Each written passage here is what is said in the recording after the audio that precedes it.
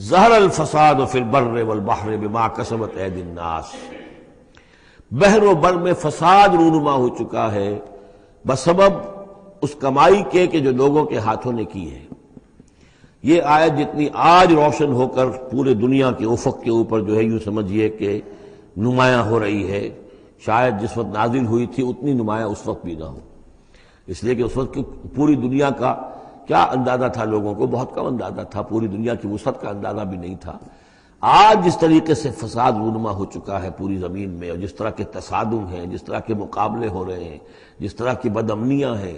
جس طرح کے فسادات ہیں، تو ظاہر الفساد فی البر والبحر، بر و بحر میں فساد رونما ہو چکا ہے بما کسبت ایدی الناس، لوگوں کی اپنے ہاتھوں کی کمائیوں کے باعث، لیذیقہم بعض الذی عملوا، اور یہ اس لیے ہے کہ اللہ تعالیٰ انہیں ان کے بعض اعمال کا مزہ چکھائے،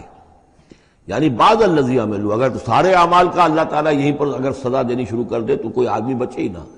ما بقا علی ظہرہ دابہ، تو کوئی بھی ایک بھی انسان نہ رہے زمین کے اوپر، لیکن کچھ اللہ تعالیٰ جو ہے وہ عذاب دیتا ہے لعلہم یرجعون، تاکہ یہ لوٹیں پھریں، سوچیں، غور کریں،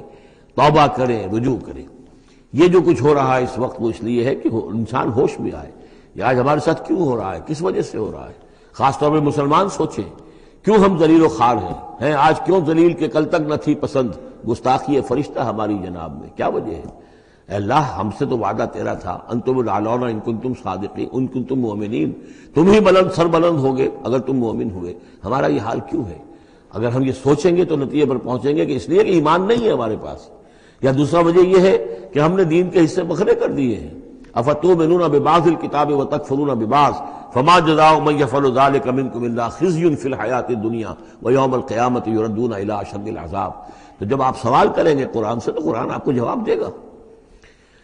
لیکن ان چیزوں پر بھی اگر غور کریں، سوچیں، تو جب تک اللہ تعالیٰ کی طرف سے کوئی مہلت ملی ہوئی ہے، کوئی بڑا عذاب آنے سے پہلے، یہ آیت نوٹ کر لیجیے 41 نمبر آیت ہے، اس لیے کہ 60 آیتیں ہیں سورہ روم کی۔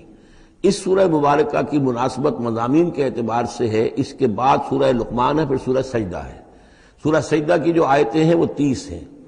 اور 21ویں آیت اس کی جو ہے اس کے لگ بھگ ہے، جب ہم پڑھیں گے تو ان کے اندر مناسبت محسوس ہوگی۔ ان 4 صورتوں میں ایک عجیب بات ہے